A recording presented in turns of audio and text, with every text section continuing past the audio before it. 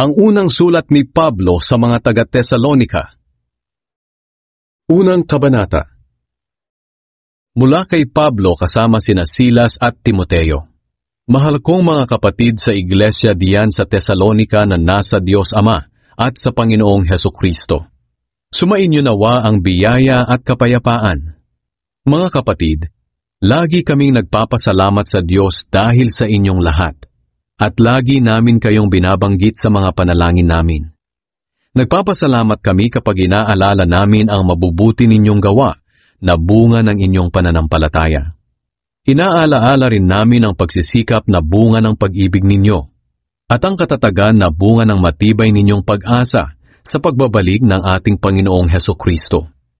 Ginagawa niyo ang lahat ng ito sa paningin ng Diyos na ating Ama. Mga kapatid na minamahal ng Diyos, nagpapasalamat din kami dahil alam naming pinili niya kayo para sa Kanya. Dahil tinanggap niyo ang magandang balita na ipinahayag namin sa inyo. Dumating ito sa inyo hindi lang sa salita, kundi sa pamamagitan din ng kapangyarihan ng banal na Espiritu. At may katiyakan na totoo ang ipinangaral namin sa inyo. Alam ninyo kung paano kami namuhay noong nasa inyo kami. Ginawa namin ito para sa kabutihan ninyo. Tinularan nyo ang pamumuhay namin at ng Panginoon dahil tinanggap nyo ang salita ng Diyos kahit dumanas kayo ng hirap. Ganoon paman, tinanggap nyo ito ng may kagalakan na galing sa banal na Espiritu. Dahil dito, naging halimbawa kayo sa lahat ng mga mananampalatayang nasa Macedonia at Akaya. Sapagkat mula sa inyo lumaganap ang mensahe ng Panginoon. Hindi lang sa Macedonia at Akaya nabalitaan ang pananampalatayan nyo sa Diyos, kundi sa lahat ng lugar. Kaya hindi na namin kailangang banggitin pa sa mga tao ang tungkol sa pananampalataya ninyo. Sapagkat sila mismo ang nagbabalita kung paano nyo kami tinanggap at kung paano nyo tinalikuran ang pagsamba sa mga Diyos-Diyosan para maglingkod sa tunay at buhay na Diyos. At sila na rin ang nagsasabi tungkol sa paghihintay nyo sa pagbabalik ng anak ng Diyos mula sa langit, na walang iba kundi si Jesus na muli niyang binuhay. Siya ang magliligtas sa atin sa darating na kaparusahan. Ikalawang kabanata. Mga kapatid, kayo na rin ang nakakaalam na hindi na sayang ang pagpunta namin diyan sa inyo. Alam nyo ang mga paghihirap at pag-aalipusta na dinanas namin sa Filipos bago pa man kami dumating diyan sa inyo. Pero sa kabila nito, binigyan kami ng Diyos ng lakas ng loob na ipangaral ang magandang balita sa inyo, kahit na maraming hadlang. Ang pangangaral namin ay hindi batay sa kamalian, masamang hangarin o sa balak na manlinlang. Sa halip, nangangaral kami bilang mga karapat-dapat na katiwala ng Diyos ng Kanyang magandang balita. Ginagawa namin ito hindi para kalugdan kami ng mga tao kundi ng Diyos na Siyang sumisiyasat sa mga puso namin. Alam niyo rin na hindi namin kayo dinaan sa matatamis na pananalita sa pangangaral namin at hindi rin kami nangaral para samantalahin kayo. Ang Diyos mismo ang saksi namin. Hindi namin hinangad ang papuri ninyo o ng sinuman, kahit may karapatan kaming tumanggap nito bilang mga apostol ni Kristo. Sa halip, naging maaruga kami sa inyo, tulad ng isang mapagkalingang ina sa mga anak niya. At dahil mahal namin kayo, hindi lang ang magandang balita ang malugod naming ibinigay sa inyo, kundi pati na rin ang buhay namin, dahil napamahal na kayo sa amin. Tiyak na natatandaan niyo pa, mga kapatid, ang pagsisikap namin noong nasa inyo pa kami. Habang ipinangangaral namin ang magandang balita ng Diyos, araw-gabi kaming nagtatrabaho para hindi kami maging pabigat sa inyo. Saksi namin kayo at ang Diyos na ang pakikitungo namin sa inyong mga mananampalataya ay tapat, matuwid, at walang kapintasan. Alam ninyong katulad ng isang ama sa kanyang mga anak, ang turing namin sa bawat isa sa inyo. Pinalakas namin ang loob nyo, pinayuhan, at hinikayat na mamuhay ng karapat-dapat sa Diyos na humirang sa inyo para sa Kanyang kaharian at kadakilaan. Lagi rin kami nagpapasalamat sa Diyos dahil nang tanggapin nyo ang pangangaral namin, tinanggap nyo ito hindi bilang salita ng tao, kundi bilang salita ng Diyos na kumikilos sa buhay ninyong mga sumasampalataya. Mga kapatid, Ang mga nangyayari sa inyo ay tulad din ng nangyayari sa mga iglesia ng Diyos sa Judea na kay Kristo Jesus. Kung anong paghihirap ang dinaranas nyo sa kamay ng mga kababayan nyo, ito rin ang paghihirap na dinaranas nila sa kamay ng kapwa nila Hudyo. Silang mga Hudyo ang pumatay sa Panginoong Jesus at sa mga propeta noon. Sila rin ang mga taong umuusig sa amin. Hindi nalulugod ang Diyos sa ginagawa nila. At maging ang lahat ng tao'y kinakalaban nila. Hinahadlangan nila ang pangangaral namin ng salita ng Diyos sa mga hindi Hudyo na siyang ikaliligtas ng mga ito. Dahil dito, umabot na sa sukdulan ng mga kasalanan nila at hahatulan na sila ng Diyos. Ang hangarin ni Pablo na makadalaw muli sa Tesalonika. Mga kapatid, nananabik na kaming makita kayong muli. Kahit sandali pa lang kaming nawalay sa inyo. Nawalay nga kami sa katawan, pero hindi sa isipan. Gusto naming bumalik diyan sa inyo, lalong-lalo na ako, si Pablo. Maraming beses naming binalak na dalawin kayo pero hinahadlangan kami ni Satanas. Gusto naming bumalik, dahil walang ibang nagbibigay sa amin ng pag-asa at kagalakan, kundi kayo. Hindi ba't kayo rin ang maipagmamalaki namin sa harap ng Panginoong Hesukristo sa pagbabalik niya? Tunay nga na kayo ang karangalan at kagalakan namin. Ikatlong kabanata. Nang hindi na kami makatiis dahil sa pananabik namin sa inyo, nagpasya kaming magpaiwan na lang sa Athens at isugo sa inyo si Timoteo. Kapatid natin siya at kasama naming naglilingkod sa Diyos sa pangangaral ng magandang balita tungkol kay Kristo. Pinapunta namin siya para patibayin at palakasin ang pananampalataya ninyo, para walang panghinaan ng loob sa inyo, dahil sa mga nararanasan ninyong pag-uusig. Alam naman ninyong kailangan nating pagdaanan ang mga pag-uusig. Noong nariyan pa kami sa inyo, lagi namin kayong pinapaalalahanan na makakaranas tayo ng mga pag-uusig. At gaya nga ng alam nyo, ito na nga ang nangyari. Kaya nang hindi na ako makatiis, pinapunta ko riyan si Timoteo para makabalita tungkol sa kalagayan ng pananampalatayan nyo sa Panginoon. Dahil nag-aalala ako na baka nanaigna sa inyo si Satanas, at nasayang lang ang pagod namin sa pangangaral sa inyo. Ngayon, nakabalik na sa amin si Timoteo galing sa inyo.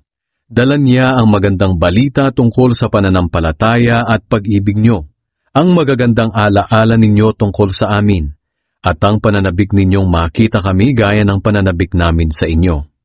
Dahil dito mga kapatid, sumigla kami sa kabila ng mga paghihirap at problema namin. Nabuhayan kami ng loob dahil nananatili kayong matatag sa Panginoon. Paano namin mapapasalamatan ng Diyos sa lahat ng kagalakang dulot ninyo sa amin? Dahil sa inyong pananampalataya. Araw-gabi, taimtim naming ipinapanalangin na makasama ulit kayo para maturuan kayo at mapunan namin ang anumang kakulangan sa inyong pananampalataya.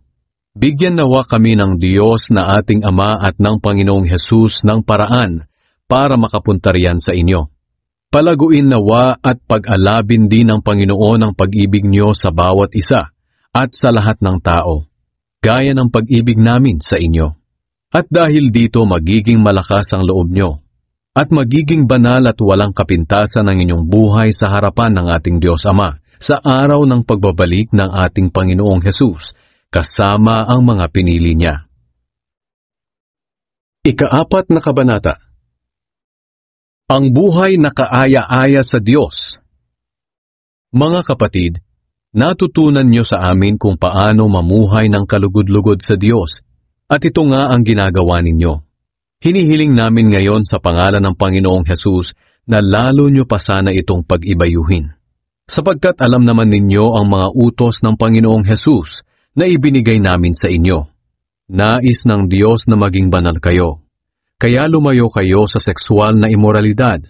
Dapat ay matutong makitungo ang bawat isa sa asawa niya sa banal at marangal na pamamaraan, at hindi sa makamundong pagnanasa katulad ng ginagawa ng mga hindi kumikilala sa Diyos, upang sa ganoon, hindi kayo makagagawa ng masama o mananamantala ng kapwa, dahil parurusahan ng Diyos ang sino mang gumagawa ng mga ito. Tulad ng sinabi at pinaalala namin sa inyo noon pa, tinawag tayo ng Diyos para mamuhay sa kabanalan, hindi sa kahalayan. Ang sinumang hindi sumusunod sa mga utos na ito ay hindi sa tao sumusuway, kundi sa Diyos na nagbibigay sa inyo ng kanyang banal na espiritu. Ngayon, tungkol sa pagmamahalan bilang magkakapatid sa Panginoon, hindi na kayo kailangang paalalahanan patungkol dito, dahil ang Diyos na mismo ang nagturo sa inyo na magmahalan. At ito nga ang ginagawa niyo sa lahat ng kapatid sa Macedonia.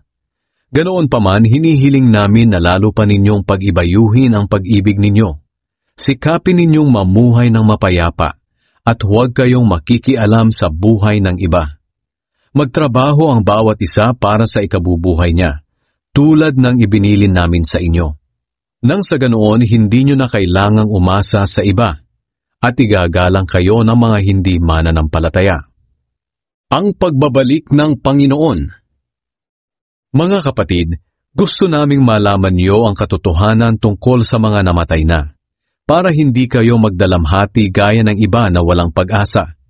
Naniniwala tayong si Jesus ay namatay at muling nabuhay. Kaya naman naniniwala tayong bubuhayin din ng Diyos ang mga sumasampalataya kay Jesus at isasama niya kay Jesus. Sinasabi namin sa inyo ang mismong turo ng Panginoon. Tayong mga buhay pa pagbalik ng Panginoon ay hindi mauuna sa mga namatay na. Sa araw na iyon, ang Panginoon mismo ang bababa mula sa langit, kasabay ng malakas na utos. Maririnig ang pagtawag ng punong anghel at ang pagtunog ng trumpeta ng Diyos. Ang mga namatay na sumasampalataya kay Kristo ang unang bubuhayin. Pagkatapos, ang mga buhay pa sa atin sa araw na iyon ay kasama nilang dadalhin sa mga ulap para salubungin ang Panginoon sa himpapawid. At makakasama na natin ang Panginoon magpakailanman. Kaya nga mga kapatid, pasiglahin ninyo ang isa't isa sa pamamagitan ng mga aral na ito. Ikalimang kabanata. Maging handa sa pagbalik ng Panginoon. Mga kapatid, hindi ko na kailangang isulat pa sa inyo kung kailan mangyayari ang mga bagay na ito, dahil alam na ninyo na ang pagbabalik ng Panginoon ay katulad ng pagdating ng isang magnanakaw sa gabi. Mangyayari ito habang inaakala ng mga tao na mapayapa at ligtas ang kalagayan nila. Biglang darating ang kapahamakan nila, katulad ng pagsumpong ng sakit na nararamdaman ng babaeng manganganak na, at hindi sila makakaligtas. Ngunit kayo mga kapatid ay hindi namumuhay sa kadiliman, kaya hindi kayo mabibigla sa araw ng pagbabalik ng Panginoon, katulad ng pagkabigla ng isang tao sa pagdating ng magnanakaw. Dahil namumuhay na kayong lahat sa liwanag at hindi sa kadiliman. Kaya nga huwag tayong maging pabaya, katulad ng iba na natutulog, kundi maging handa at mapagpigil sa sarili. Sapagkat ang taong namumuhay sa kadiliman ay katulad ng taong pabaya na natutulog o katulad ng lasing na walang pagpipigil sa sarili. Pero dahil namumuhay na tayo sa liwanag, dapat ay may pagpipigil tayo sa sarili. Gawin natin bilang panangga sa dibdib ang pananampalataya at pag-ibig, at bilang helmet naman ang pag-asa natin sa pagliligtas sa atin ng Diyos, sapagkat hindi tayo itinalaga ng Diyos para sa kaparusahan, kundi para sa pagtatamo ng kaligtasan sa pamamagitan ng ating Panginoong Hesukristo. Namatay siya para sa atin, para kahit buhay pa tayo o patay na sa pagbalik niya, ay mabuhay tayo sa piling niya. Dahil dito, patuloy ninyong pasiglahin at patatagin ang isa't isa, katulad nga ng ginagawa ninyo. Mga pangwakas na bilin at pagbati. Hinihiling namin sa inyo mga kapatid na pahalagahan ninyo ang mga naglilingkod sa inyo na pinili ng Panginoon para mamuno at mangaral sa inyo. Ibigay nyo sa kanila ang lubos na paggalang at pag-ibig dahil sa gawain nila. Mamuhay kayo ng may mabuting pakikitungo sa isa't isa. Nakikiusap kami sa inyo mga kapatid na pagsabihan nyo ang mga tamad. Palakasin ang mga mahihina sa pananampalataya nila. Maging mapagpasensya kayo sa lahat. Huwag na huwag ninyong gagantihan ng masama ang gumagawa sa inyo ng masama. Sa halip sikapin ninyong makagawa ng mabuti sa isa't isa at sa lahat. Lagi kayong magalak, laging manalangin, at magpasalamat kayo kahit ano ang mangyari. Dahil ito ang kalooban ng Diyos para sa inyo na mga anak kay Kristo Jesus. Huwag ninyong hadlangan ang ginagawa ng banal na Espiritu, at huwag ninyong hamakin ang mga pahayag ng Diyos. Sa halip suriin ninyong mabuti ang lahat, para malaman kung galing ito sa Diyos o hindi. Panghawakan niyo ang mabuti, at iwasan ang lahat ng uri ng kasamaan. Pakabanalin nawa kayong lubos ng Diyos na siyang nagbibigay ng kapayapaan. At naway panatilihin niyang walang kapintasan ang buo ninyong pagkatao, ang espiritu, kaluluwa at katawan, hanggang sa pagbabalik ng ating Panginoong Hesukristo. Tapat ang Diyos na tumawag sa inyo, at gagawin niya itong mga sinasabi namin. Ipanalangin niyo rin kami mga kapatid. Magiliw ninyong batiin ang lahat ng mga kapatid diyan. Iniuutos ko sa inyo sa pangalan ng Panginoon na basahin ninyo ang liham na ito sa lahat ng mga kapatid. Pagpalain nawa kayo ng Panginoong Hesukristo. Ang ikalawang sulat ni Pablo sa mga taga-Tesalonika. Unang kabanata. Mula kay Pablo kasama sina Silas at Timoteo. Mahal kong mga kapatid sa iglesia diyan sa Tesalonika na nasa Diyos na ating Ama at sa Panginoong Hesukristo. Sumainyo nawa ang biyaya at kapayapaang galing sa Diyos Ama at sa Panginoong Hesukristo. Ang pagbabalik ni Kristo at ang paghuhukom. Mga kapatid, lagi kaming nagpapasalamat sa Diyos dahil sa inyo. Nararapat lang na gawin namin ito dahil patuloy na lumalago ang pananampalataya nyo kay Kristo at pagmamahalan sa isa't isa. Kaya naman ipinagmamalaki namin kayo sa mga iglesia ng Diyos sa ibang lugar dahil sa katatagan at pananampalataya nyo, sa kabila ng lahat ng dinaranas ninyong paghihirap at pag-uusig. Nagpapatunay ang mga ito na makatarungan ang hatol ng Diyos, dahil ang dinaranas ninyong paghihirap para sa kaharian niya ay gagamitin niyang patutuo na karapat-dapat nga kayo mapabilang dito. Gagawin ng Diyos ang nararapat.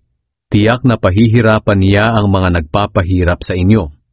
At kayong mga naghihirap ay bibigyan niya ng kapahingahan kasama namin. Mangyayari ito pagbalik ng Panginoong Hesus galing sa langit, kasama ng makapangyarihan niyang mga anghel. Darating siyang napapalibutan ng nagliliyab na apoy, at parurusahan niya ang mga hindi kumikilala sa Diyos at hindi sumusunod sa magandang balita tungkol sa ating Panginoong Hesus. Parurusahan sila ng walang hanggang paghihirap at pagkawalay sa Panginoon, at hindi na nila makikita pa ang dakila niyang kapangyarihan. Mangyayari ito sa araw ng pagbabalik niya, at papapurihan at pararangalan siya ng mga pinabanal niya na walang iba kundi ang lahat ng sumasampalataya sa Kanya. Kabilang kayo rito, dahil sumampalataya kayo sa ipinahayag namin sa inyo. Ito ang dahilan kung bakit lagi namin kayong ipinapanalangin. Dalangin namin na tulungan sana kayo ng Diyos na mamuhay ng karapat-dapat bilang mga tinawag niya. At dalangin din namin na sa tulong ng kapangyarihan niya, magawa niyo ang lahat ng mabubuting bagay na gusto ninyong gawin dahil sa inyong pananampalataya. Sa ganitong paraan, mapaparangalan niyo ang ating Panginoong Hesus, at kayo naman ay mapaparangalan niya ayon sa biyaya ng ating Diyos at ng Panginoong Hesukristo. Ikalawang kabanata. Ang mga mangyayari bago bumalik ang Panginoon. Tungkol naman sa pagbabalik ng ating Panginoong Hesukristo at sa pagtitipon natin sa Kanya, hinihiling namin mga kapatid na huwag kayong mag-alala o mabahala dahil sa mga taong nagsasabing bumalik na ang Panginoon. Huwag kayong maniwala kahit sabihin pa nilang sinabi ito ng Espiritu sa kanila, nabalitaan, o nabasa man sa isang sulat na galing daw sa amin. Huwag kayong magpadaya sa kanila sa anumang paraan, sapagkat hindi darating ang araw ng pagbabalik ng Panginoon hanggat hindi pa nagsisimula ang huling paghihimagsik ng mga tao sa Diyos, at hindi pa dumarating ang masamang tao na itinalaga sa walang hanggang kaparusahan. Kakalabanin niya ang lahat ng sinasamba at itinuturing na Diyos ng mga tao, at itataas ang sarili sa lahat ng mga ito. Uupo siya sa loob ng templo ng Diyos at itatanghal ang sarili bilang Diyos. Hindi ba't sinabi ko na ang mga bagay na ito nang kasama niyo pa ako riyan? Alam niyo kung ano ang pumipigil sa pagpapakita niya. Ngunit sa takdang panahon, magpapakita siya. Kahit ngayon palihim nang kumikilos ang kasamaan ng taong ito, at mananatiling palihim hanggat hindi pa inaalis ang pumipigil sa pagpapakita niya. Ihahayag siya kapag inalis na ang pumipigil. Ngunit sa pagdating ng Panginoong Hesukristo, papatayin niya ang masamang taong ito sa pamamagitan lang ng isang ihip niya. Ihahayag ang taong masama na taglay ang kapangyarihan ni Satanas. Gagawa siya ng lahat ng uri ng nakalilinlang na himala, kababalaghan, at kamanghamanghang bagay. Gagamitin niya ang lahat ng uri ng pandaraya sa mga taong mapapahamak. Mapapahamak sila dahil ayaw nilang pahalagahan ang katotohanang makakapagligtas sana sa kanila. Kaya pababayaan na lang sila ng Diyos sa matinding pagkalinlang para maniwala sila sa kasinungalingan nang sa ganoon maparusahan ang lahat ng ayaw maniwala sa katotohanan at nagpakaligaya sa kasamaan. Pinili kayo para hindi mahatulan. Mga kapatid, lagi kaming nagpapasalamat sa Diyos dahil sa inyo na mga minamahal ng Panginoon at nararapat lang kaming magpasalamat. Dahil noong una pa man ay pinili na kayong maligtas ng Diyos sa pamamagitan ng Espiritong nagpapabanal sa inyo at sa pamamagitan ng pananampalatayan nyo sa katotohanan. Tinawag kayo ng Diyos sa pamamagitan ng magandang balita na ipinahayag namin sa inyo para makabahagi kayo sa kadakilaan ng Panginoong Hesukristo. Kaya nga mga kapatid, manatili kayong matatag at panghawakan nyo ang mga itinuro namin sa inyo, maging sa salita o sa sulat. Aliwin at palakasin nawa kayo ng ating Panginoong Hesukristo at ng Diyos na ating Ama. Mahal tayo ng Diyos at Siya ang nagbigay sa atin ng walang hanggang kaaliwan at kalakasan at matibay na pag-asa dahil sa biyaya niya. At naway bigyan din niya kayo ng lakas ng loob na maipahayag at maisagawa ang lahat ng mabuti. Ikatlong kabanata. Ipanalangin ninyo kami. At ngayon mga kapatid, ipanalangin nyo kami para lumaganap ng mabilis ang salita ng Panginoon at malugod na tanggapin sa iba pang mga lugar, katulad ng pagtanggap ninyo. Ipanalangin nyo rin na maligtas kami sa mga masasama at makasalanang tao, dahil hindi lahat ng tao'y naniniwala sa itinuturo namin. Pero tapat ang Panginoon. Bibigyan niya kayo ng lakas at iingatan laban sa diablo. Dahil sa Panginoon, nagtitiwala kaming ginagawa niyo at patuloy na gagawin ang mga ibinilin namin. Gabayan nawa kayo ng Panginoon para makita sa inyo ang pag-ibig ng Diyos at katatagan ni Kristo. Tungkol sa katamaran. Mga kapatid, sa pangalan ng ating Panginoong Hesukristo, iniuutos namin sa inyo na layuan nyo ang sinumang kapatid na tamad at hindi sumusunod sa mga ipinangaral namin sa inyo. Sapagkat alam naman ninyo na dapat nyo kaming tularan, dahil hindi kami naging tamad noong nariyan pa kami. Hindi kami tumanggap ng pagkain mula sa inyo nang hindi namin binayaran. Sa halip nagtrabaho kami araw at gabi, para hindi kami maging pabigat kanino man sa inyo. Ginawa namin ito hindi dahil wala kaming karapatang tumanggap ng tulong galing sa inyo, kundi para bigyan kayo ng halimbawa para sundin ninyo.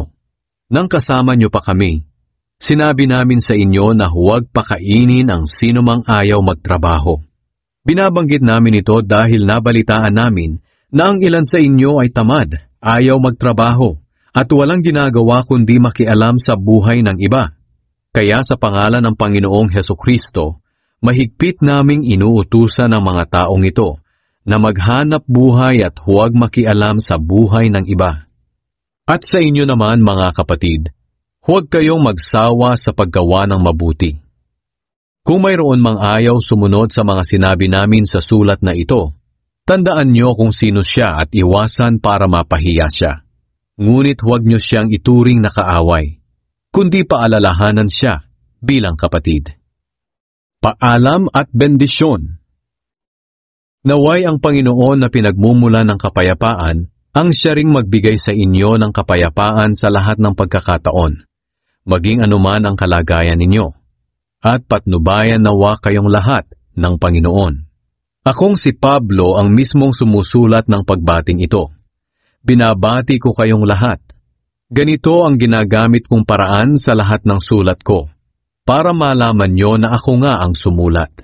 Pagpalain nawa kayong lahat ng ating Panginoong Hesukristo.